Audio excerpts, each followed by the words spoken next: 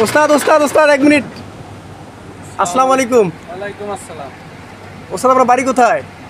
আমার বাড়ি রংপুর লালমনিরহাট ডিস্ট্রিক্ট। আপনার নাম কি?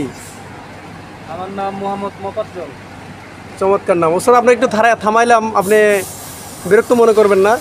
আপনার গাড়িতে আমি লেখা দেখতে পাচ্ছি, এই যে আমি স্ক্রিনে দেখাচ্ছি, এখানে লেখা আছে নাম মাত্র ভাড়া, আবার লেখা আছে সেবায় চালিত। তো আপনি এই যে লেখাটি লিখেছেন খুব চমৎকার একটি লেখা। এই লেখাটি লেখার উদ্দেশ্য কী বা কারণ কি আপনি একটু বলবেন কি? তাহলে হয়তো খুশি হইতাম আর কি। আমি একজন ইউটিউবার। এটা আসলে উদ্দেশ্য হলো আমি মানুষকে সেবা দিতে চাই, কিন্তু সেরকমভাবে দেওয়া হচ্ছে না। আমি একটা ভাড়া গাড়ি চালাই এক মাহাজনে, তার আচ্ছা। থেকে 2500 টাকা দৈনিক দিতে হয় এই গাড়ি ভাড়া। আচ্ছা আচ্ছা। তাহলে আমি যত টাকাই মারি না কেন, হ্যাঁ। ধরেন আমি একটা টিপ পাইলাম 10,000, আচ্ছা আচ্ছা। সবাই 10,000 টাকা চাচ্ছে, তাহলে ওই ভাড়াটা আমি তার কাছে 8,000 টাকা বলে নিই। আচ্ছা 2,000 টাকা তার সেবার জন্য বা সাহায্যের জন্য। আচ্ছা। আচ্ছা যেহেতু আমি সাহায্য করার জন্য বেরাইছি, আমারও মন চায় দেওয়ার জন্য, কিন্তু সেরকম টপিক নাই বিদায় আমি ওইভাবে দিই। আচ্ছা। আচ্ছা আর যেই টাকাটা থাকে সেই টাকাটা মালিকের ভাড়া বা আমার সংসার চালানোর জন্য দিয়া করি। হ্যাঁ। তাহলে যেরকম মন্ত্রী মিনিস্টার, যেরকম এমপি মন্ত্রীরা সাহায্য করে, আচ্ছা।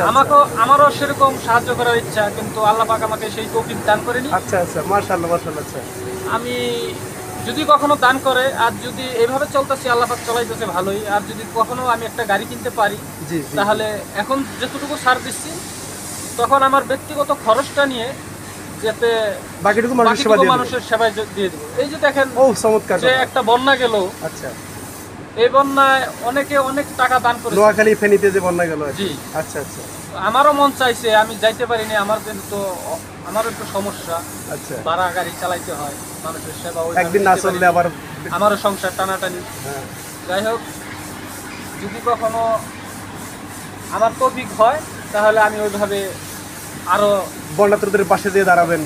দাঁড়াবো, শিল্পপতিরা যেরকম দান করে ওরকম আপনার দান করার দান ইচ্ছা। করার ইচ্ছা ছিল বা এখনো আছে, কিন্তু আচ্ছা। আল্লাহ পাক যদি তৌফিক দান করে আবার আমি সেভাবে দিব। মানে আপনি বলতে চাচ্ছেন যে নামমাত্র ভাড়া লিখেছেন এই কারণেই যে আপনি অন্যের থেকে অনেকের থেকে ভাড়া অনেক কম নিয়ে থাকেন।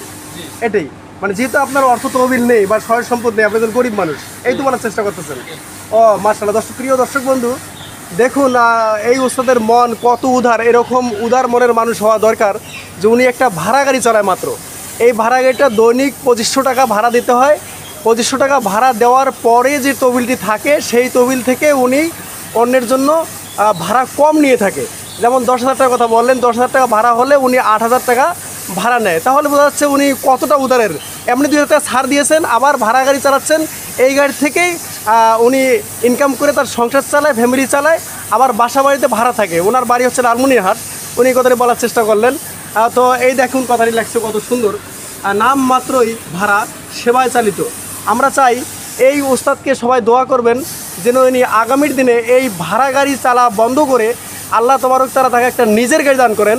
উনি যেন নিজে একটা গাড়ি কিনতে পারে এবং বড় মাপের একজন শিল্পপতি বা গাড়ির মহাজন হতে পারে, এবং অন্য লোকের পেছনে গরিব মিসকিন অসহায় দুস্থ এদের পাশে দাঁড়াতে পারে। এবং আরেকটি সুন্দর কথা বলেছে, যে কথাটি হলো নোয়াখালী ফেনী কুমিল্লা যে বিশাল বন্যা হয়েছে ওখানে ওনার যাওয়ার ইচ্ছা খুবই ছিল, কিন্তু ওনার অর্থ তহবিল না থাকার কারণে উনি সেখানে পৌঁছতে পারেন নাই। কিন্তু উনি গাড়ি দিয়ে যতটুকু ভাড়া কম নিয়ে মানুষকে সহযোগিতা করা যায় এই সহযোগিতাটুকু করার চেষ্টা করেছেন। তো আমরা চাই আপনারা এই ওস্তাদের পাশে থাকেন, আর এরকম ওস্তাদ সবাই তৈরি হয়ে যান, সবাই এরকম ড্রাইভার তৈরি হন যেন প্রত্যেকটা ড্রাইভার প্রত্যেকটা গাড়ির মালিক হতে পারে। আমরা সেই আশায় রাখছি আগামী দিনে যেন ওস্তাদের স্বপ্ন পূরণ হয়, আর তার স্বপ্ন পূরণ করে সেজন্য গরিব মিসকিন অসহায়দের পাশে দাঁড়াতে পারে, দেশের সেবা করতে পারে, মানুষের সেবা করতে পারে, দান সৎকা ফেতরা মানত দিতে পারে, এবং সবার কাছে সে দোয়া প্রার্থী। আগামী দিনে তাকে আপনারা সবাই দোয়া রাখবেন। আসসালামু আলাইকুম।